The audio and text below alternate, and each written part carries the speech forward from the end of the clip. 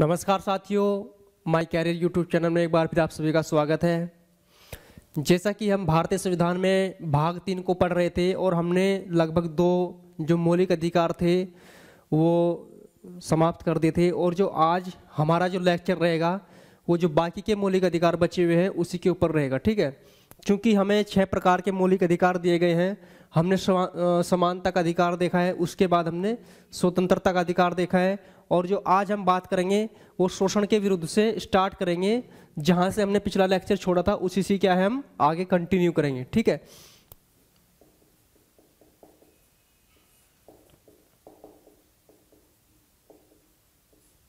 भारतीय संविधान का भाग 3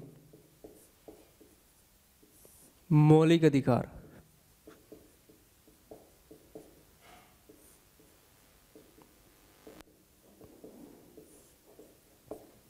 ठीक है जी, मौलिक अधिकार। और जो हमने इससे पहले पढ़ा है समानता का अधिकार पढ़ा है,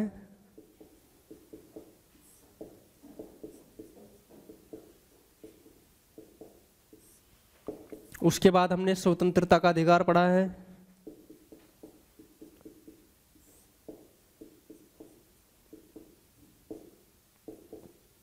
आज हम बात करेंगे ये 2 अधिकार क्या है हमने इससे पिछले लेक्चर में कंप्लीट कर लिए हैं। ठीक है जी, आज हम पढ़ेंगे शोषण के विरुद्ध अधिकार,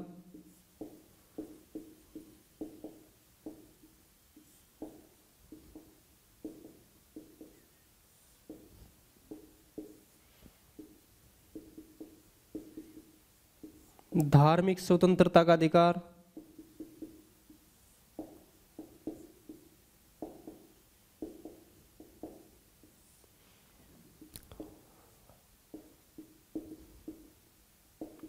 संस्कृति और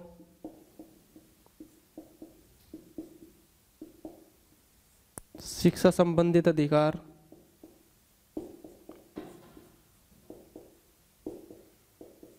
और लास्ट संवैधानिक उपचारों का अधिकार।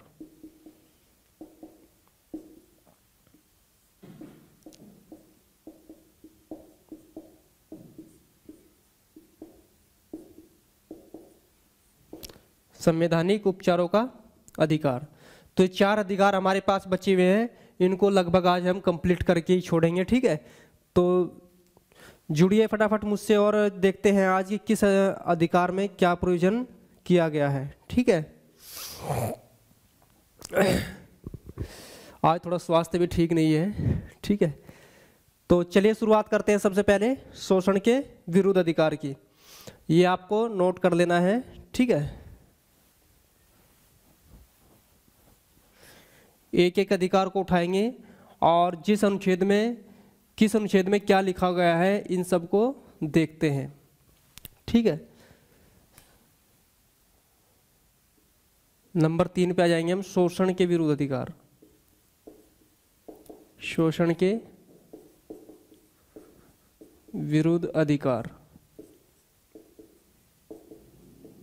और ये अधिकार हमें 23 से 24 तक दिए गए हैं। ठीक है, अनुच्छेद 23 में देख लेते क्या है, और इसी के साथ अनुच्छेद 24, दोनों को एक साथ देखेंगे। ठीक है जी, शोषण के विरुद्ध अधिकार जैसे नाम से ही पता चल रहा है, अर्थात हम कह सकते हैं कि उत्तर वैदिक काल से ही कुछ समुदाय या कुछ लोगों का शोषण हमेशा से होता रहा है। ठीक है, और इसी को देखते हुए, क्योंकि किसी भी सभ्य समाज में अगर किसी का शोषण होता है तो उसका क्या है, एक अभिशाप माना जाता है। शोषण को, अगर किसी व्यक्ति का शोषण हो रहा है तो इसको क्या है, किसी सभ्य समाज में अभिशाप माना जाता है। ठीक है, और ये धीरे धीरे प्रक्रिया चलती रही, और वर्तमान में कहीं ना कहीं इसको रोकने के लिए हमारे अनुच्छेद अस्पृश्यता का अधिनियम जो है, अंत जो है अनुच्छेद 17 बनाया गया, और उसी के बाद क्या है अनुच्छेद 23 यानी कि शोषण के विरुद्ध अधिकार जो है वो बनाया गया। ठीक है, और वर्तमान में क्या है, इस पे और भी कार्य चल रहे हैं कि जो हमारे समाज में इंडिया और भारत के बीच की जो खाई है, अर्थात उच्च और जो नीच जाति का लोग है, इस टाइप की जो एक मानसिकता बनी हुई है, इसको खत्म करने के लिए बहुत सारे ऐसे अधिनियम भी बना दिए गए हैं। ठीक है, तो इस पे क्या है कार्य जारी है। तो इसमें क्या है, हमारे संविधान में भी अनुच्छेद अनुच्छेदों का क्या है प्रावधान किया गया है। अनुच्छेद 23 में था मानव दुर्व्यापार,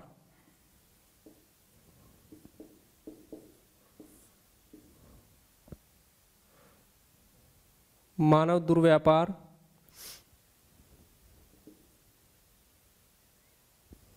एवं बलात्श्रम, बलात्श्रम का निषेध, मानव दुर्व्यापार एवं बलात्श्रम का निषेध। अर्थात इसमें क्या होता था कि किसी से आप क्या है जबरदस्ती कोई श्रम अर्थात कार्य नहीं करा सकते हैं फोर्सबली, ठीक है, यदि उसकी मर्जी नहीं है। और मानव दुर्व्यापार अर्थात इलीगल तरीके से आप किसी स्त्री का जैसे व्यापार या मानव का व्यापार, बच्चों का व्यापार, इस पे क्या है रोक है। अगर कोई ऐसा करता हुआ मिलता है तो उसके खिलाफ क्या है कानूनी कार्रवाई का प्रावधान है, ठीक है। तो हम कह सकते हैं कि मानव दुर्व्यापार एवं बलात्श्रम का निषेध है। डायरेक्ट क्वेश्चन पूछ सकते हैं आपको कि मानव दुर्व्यापार एवं बलात्श्रम का निषेध जो है इसका प्रावधान किस अनुच्छेद में है, तो आपको बताना है अनुच्छेद 23, अनुच्छेद 23 में, ठीक है। अनुच्छेद 24 देख लेते हैं। इसमें बताया गया है 14 वर्ष से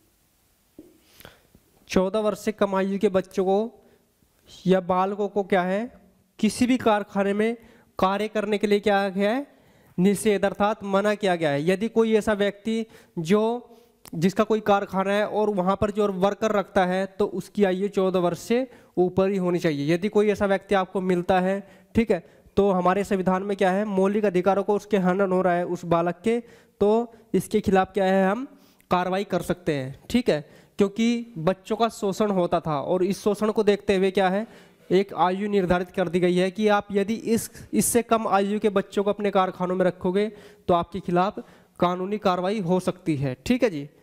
तो ये हमारा शोषण के विरुद्ध अधिकार था, इसमें 2 ही अनुच्छेद थे। इसके बाद हम देखते हैं धार्मिक स्वतंत्रता का अधिकार, ठीक है। यहाँ तक आपको क्लियर हो गया होगा 2 अनुच्छेद। अनुच्छेद 23 में मानव दुर्व्यापार एवं बलात्श्रम का निषेध और 24 में है 14 वर्ष से कम आयु के बालकों को कारखानों आदि में कार्य करने के लिए निषेध अर्थात मना किया जाता है, ठीक है। धार्मिक स्वतंत्रता का अधिकार देख लेते हैं।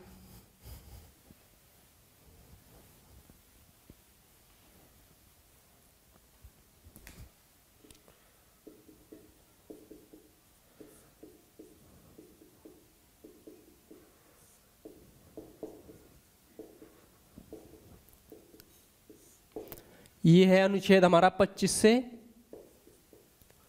28, 25 to 28, ठीक है जी। धार्मिक स्वतंत्रता का अधिकार, इसमें देख लेते हैं अनुच्छेद 25 क्या कहता है।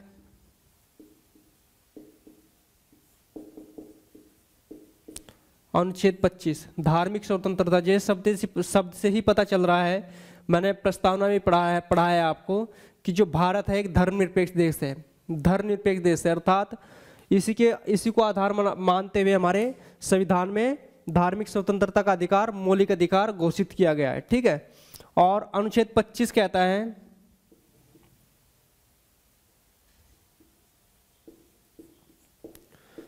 धर्म का प्रचार प्रसार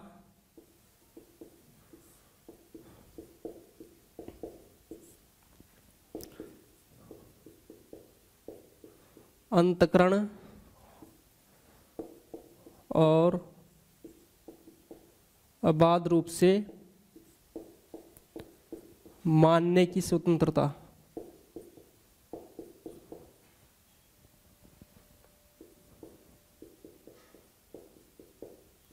ठीक है जी।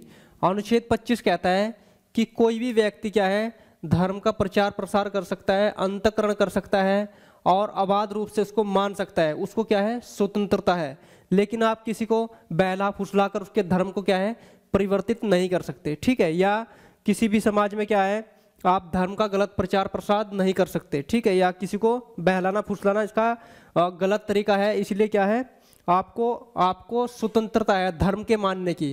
राज्य आपके धर्म में कोई हस्तक्षेप भी नहीं करेगा और ना ही आपके धर्म में कोई बढ़ावा देगा, ठीक है। आप इंडिपेंडेंट हो, खुद से आपको धर्म को मानने की और आचरण करने की क्या है, शक्ति प्रदान की गई है अनुच्छेद 25 में। अनुच्छेद 26 देख लेते हैं।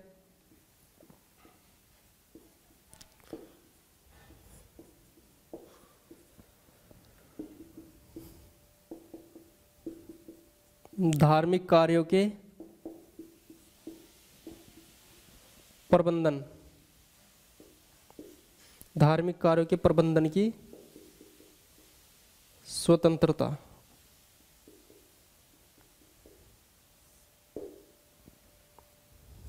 ठीक है जी, धार्मिक कार्यों के प्रबंधन की स्वतंत्रता, ये किस में बताया गया है, अनुच्छेद 26 में, ठीक है। डायरेक्ट क्वेश्चन पूछा जा सकता है कि आपको कि धार्मिक कार्यों के प्रबंधन की जो स्वतंत्रता है ये किस अनुच्छेद में है, तो आपको बताना है अनुच्छेद 27, सॉरी अनुच्छेद 26।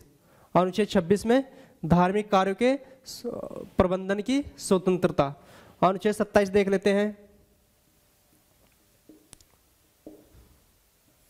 अनुच्छेद 27 और इसमें बताया गया है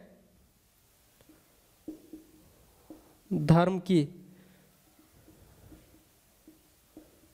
विशिष्ट अभिवृद्धि के लिए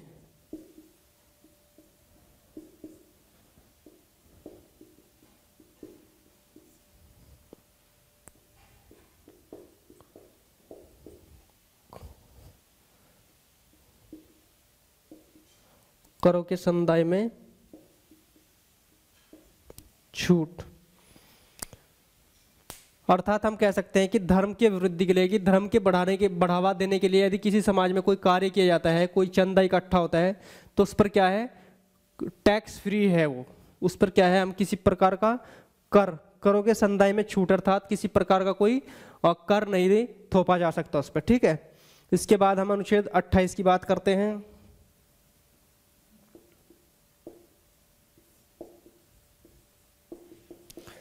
शिक्षण संस्थाओं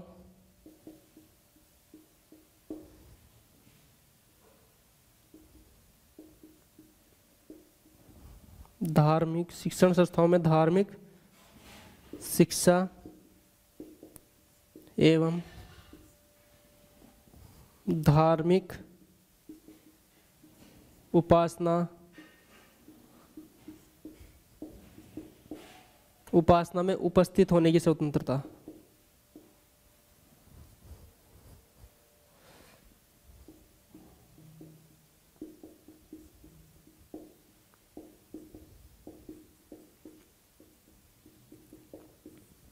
ठीक है जी, अनुच्छेद 28 कहता है कि जो शिक्षण संस्थाएं हैं इनमें धार्मिक शिक्षा एवं धार्मिक उपासना में उपस्थित होने की स्वतंत्रता की बात कौन करता है, अनुच्छेद 28। तो हमारे 4 अनुच्छेद थे जो धार्मिक स्वतंत्रता से रिलेटेड थे, ठीक है। अनुच्छेद 25 धर्म का प्रचार करने की आपको स्वतंत्रता है। अनुच्छेद 26 में धार्मिक कार्यों के प्रबंधन की स्वतंत्रता है। अनुच्छेद 27 में क्या है, करों के संदाय अर्थात टैक्स फ्री है। यदि आप कोई ऐसा धार्मिक प्रचार प्रसार कर रहे हैं या धार्मिक बढ़ावा दे रहे हैं, उसमें जो भी चंदा इकट्ठा होता है, जो पैसा इकट्ठा होता है, इस पर क्या है, टैक्स फ्री है। अनुच्छेद 28 में जो शिक्षण संस्थान है उसमें धार्मिक शिक्षा और धार्मिक उपासना में उपस्थित होने की आपको स्वतंत्रता प्राप्त की गई है, प्रदान की गई है। इसके बाद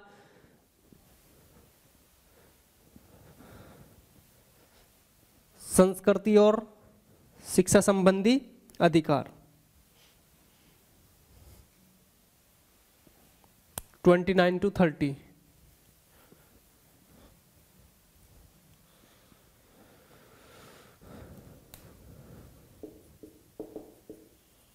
संस्कृति एवं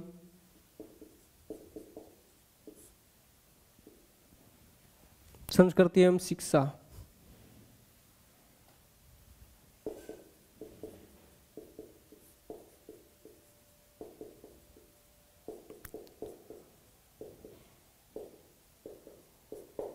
(29 to 30), ठीक है।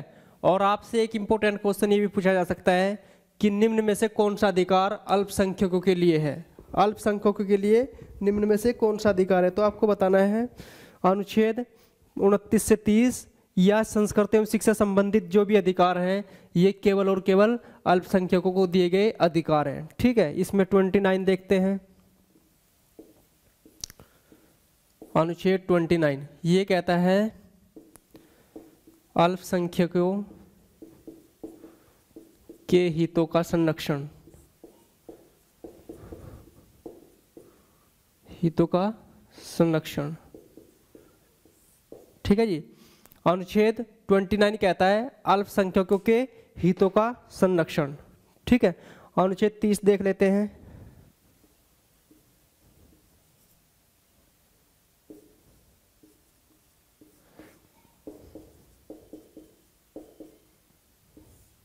शिक्षण संस्थाओं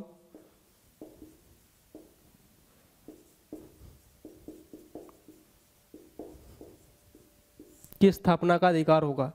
अर्थात ये दोनों ही जो अनुच्छेद हैं ये क्या है, अल्पसंख्यकों से संबंधित हैं। दोनों अनुच्छेद किससे संबंधित है, अल्पसंख्यकों से। पहले में क्या है कि जो अल्पसंख्यक हैं उनके हितों का संरक्षण की बात कही गई है, और दूसरा क्या है, शिक्षण संस्थाओं की स्थापना। अर्थात इसमें क्या है, अपने ही समाज के लिए जो भी अल्पसंख्यक है अपने आधार पर शिक्षण संस्थाओं की स्थापना कर सकते हैं। ठीक है, और जो अल्पसंख्यक निर्धारित होते हैं ये केवल भाषा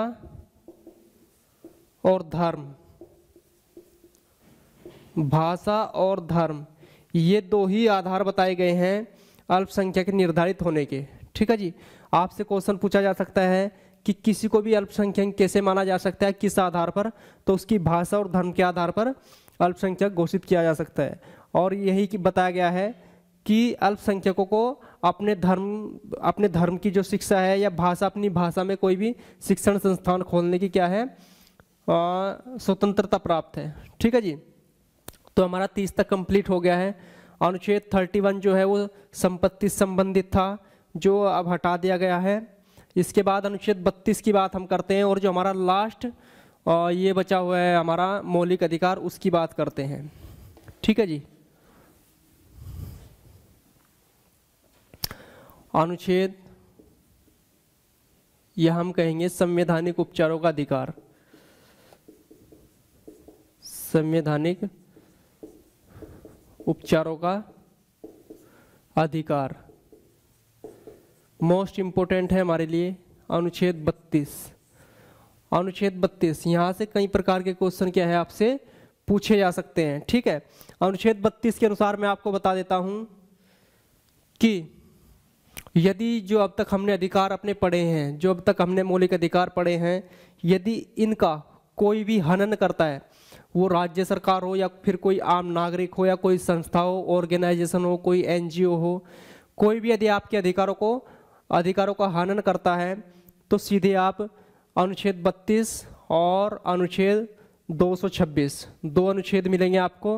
अनुच्छेद 32 और अनुच्छेद 226 के अनुसार सीधा सुप्रीम कोर्ट या हाई कोर्ट जा सकते हैं।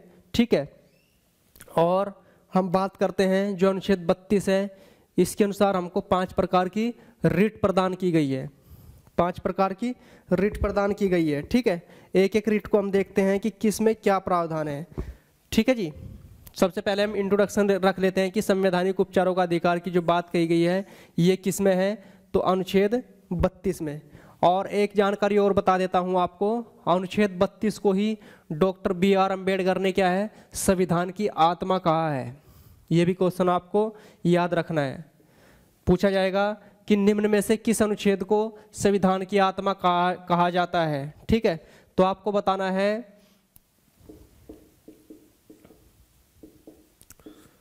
संविधान की आत्मा।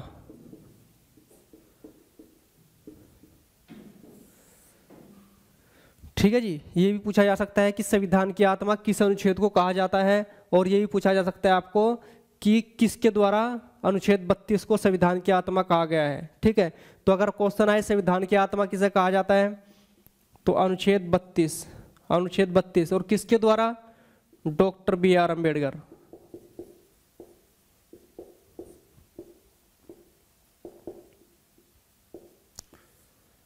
ठीक है जी। डॉक्टर बी आर अम्बेडकर ने अनुच्छेद 32 को संविधान की आत्मा कहा है। अब बात कर लेते हैं जो अनुच्छेद 32 है, इसके अनुसार जो हमको रिट प्रदान की जाती है, तो हमको 5 प्रकार की रिट प्राप्त है। एक एक करके सभी को देखते हैं। सबसे पहले जो रिट आती है हमारी,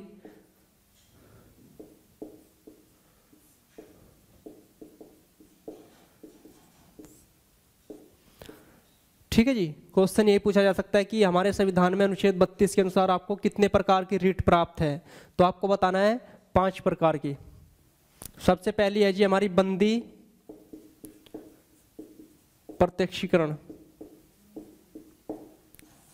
सबसे पहली जो रिट है हमारी वो है बंदी प्रत्यक्षीकरण, अर्थात जैसे नाम से ही पता चल रहा है बंदी, बंदी से तात्पर्य है कि किसी को बंदी बनाया गया व्यक्ति, बंदी बनाए गए व्यक्ति की बात हो रही है कि यहाँ पे कोई बंदी बनाए गए व्यक्ति की बात हो रही है। ठीक है, तो इस रिट के माध्यम से बताया गया है कि जो बंदी बनाया गया व्यक्ति है या गिरफ्तार किया गया व्यक्ति है उसको 24 घंटे के अंदर क्या है, निकटतम मजिस्ट्रेट के सामने पेश करना होता है। ठीक है जी, बंदी प्रत्यक्षीकरण का मतलब है 24 घंटे के अंदर निकटतम मजिस्ट्रेट, जो भी निकटतम रहेगा, निकटतम मजिस्ट्रेट के समक्ष प्रस्तुत करना। ठीक है जी, और जो हमारी पहली रिट है वह है बंदी प्रत्यक्षीकरण, और इसका मतलब होता है कि गिरफ्तार किए गए व्यक्ति को या बंदी बनाए गए व्यक्ति को 24 घंटे के अंदर निकटतम मजिस्ट्रेट के समक्ष क्या है, प्रस्तुत करना होता है। ठीक है, दूसरी देख लेते हैं परमादेश। दूसरी है जी हमारी परमादेश, जैसे नाम से ही पता चल रहा है परमादेश, परम आदेश, परम आदेश, अर्थात इसका मतलब है कि जब कोई सार्वजनिक पद का अधिकारी कोई ऐसा कार्य कर रहा है जो उसके कार्य क्षेत्र में नहीं है, तो उसके खिलाफ क्या है, उसको आदेश दिया जाता है कि आप इसको कार्य को मत करो, ये आपके जुरिडिक्शन से बाहर है। ठीक है, परमादेश, परमादेश का मतलब है परमादेश। ठीक है जी, परमादेश का मतलब है परमादेश, अर्थात इसमें यह आदेश दिया जाता है कि यह कार्य आपके क्षेत्र से बाहर है, इसीलिए इसको आप मत करो।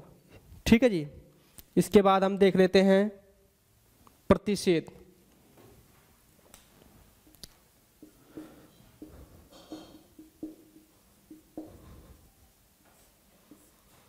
प्रतिषेध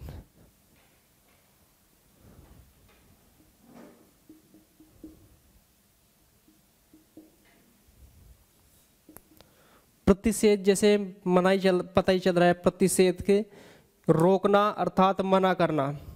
ठीक है, इसका भी यही तात्पर्य है कि जब कोई भी सार्वजनिक पद का अधिकारी अपने कार्यों को सही तरीके से संचालित नहीं कर रहा है या गलत तरीके से कार्य कर रहा है, तो उसको रोकना अर्थात उसको मना करना ही ये हमको रिट प्राप्त है।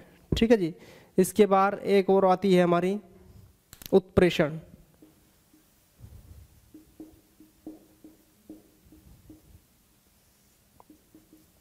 उत्प्रेषण, ठीक है जी, इसमें प्रेषण से मतलब है फॉरवर्ड, अर्थात फॉरवर्ड करना किसी चीज को।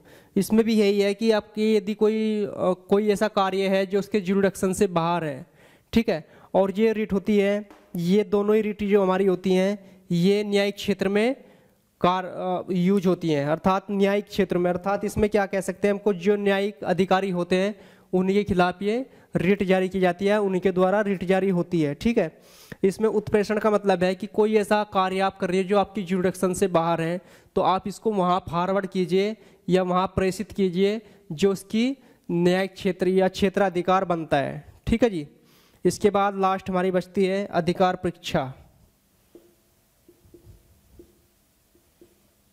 अधिकार परीक्षा अर्थात इसमें क्या है, पूछा जाता है कि जो आप कार्य कर रहे हैं ये किस अधिकार से कर रहे हैं या आपको कोई शक्ति प्रदान है। ठीक है, यदि कोई ऐसा कार्य जो कोई गलत तरीके से कर रहा है तो उसको पूछा जाता है कि जो आपको कार्य कर रहे हो यह किस अधिकार से कर रहे हो। ठीक है जी। तो ये हमारी 5 प्रकार की रिट थी। इसी के साथ क्या है, हमारा जो मौलिक अधिकार है यहीं पर समाप्त होता है। ठीक है। जो इंपॉर्टेंट क्वेश्चन थे वो आने वाले जो लेक्चर रहेंगे मैं 2-3 टॉपिक पढ़ाऊंगा और उसके सभी के क्या है क्वेश्चन बना के आपको एक दिन अलग से वीडियो बना कर दे दूंगा, जो भी इससे क्या है पॉसिबल क्वेश्चन बन सकते हैं। ठीक है जी। तो आज के लिए इतना ही। आज हमारा मौलिक अधिकार खत्म। नेक्स्ट वीडियो में हम आपके लिए राज्य के नीति निर्देशक के साथ आएंगे। ठीक है। तो चलिए मिलते हैं नेक्स्ट वीडियो में। तब तक के लिए ध्यान रखिए अपना, और वीडियो को ज़्यादा से ज़्यादा शेयर, लाइक और सब्सक्राइब करना बिल्कुल नहीं भूलना है आपको। ठीक है जी। धन्यवाद।